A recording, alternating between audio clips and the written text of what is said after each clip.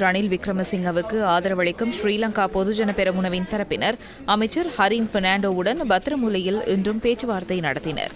பேச்சுவார்த்தையின் பின்னர் அமைச்சர்கள் ஊடகங்களுக்கு கருத்து தெரிவித்தனர். இந்த தீர்மானத்தை எடுப்பதற்கு முன்னதாக நான் அவருடன் கலந்துரையாடினேன். கட்டாயமாக தம்மிக்க பிரேராவையை பெரிட வேண்டும் என அவர் என்னிடம் கூறினார். எனவே தீர்மானம் மாறுபடாது என என்னிடம் தெரிவித்தார். எனினும் எமது கட்சியிலிருந்து ஒருவரை பெயரிடுமாறு நான் கோரிக்கை விடுத்தேன். அதன் பின்னரே நான் இந்த தீர்மானத்தை எடுத்தேன்.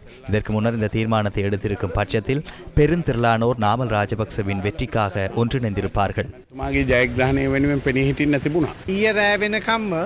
நேற்று இரவு வரை வேறு ஒருவரின் பெயர் கூறப்பட்டது. அவசரமாக பெயர் மாற்றப்பட்டது. பிரபலமாக அறிவிக்க வேண்டும் என்பதற்காக பெயரை மாற்றியிருப்பார்கள் என நினைக்கின்றேன்.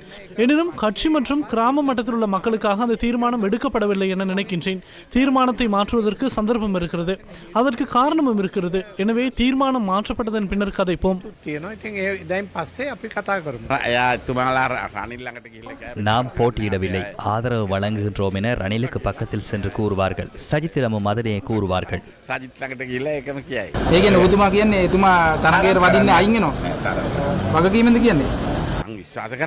போட்டியிட மாட்டார். அவர் போட்டியிட்டால் மஹிந்த ராஜபக்சவும் அநாதரபாவார்.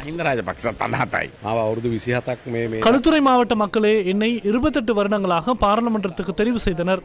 தயவு செய்து நீங்கள் தெரிவு செய்த தலைவருக்கு இடமளிக்குமாறு எனது மாவட்ட மக்கள் கூறுகின்றனர்.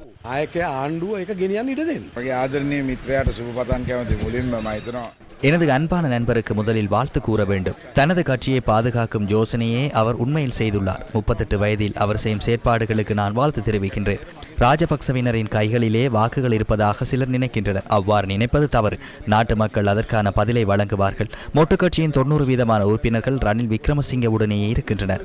அவர் நாட்டை காப்பாற்றியமையே அதற்கான காரணமாகும்.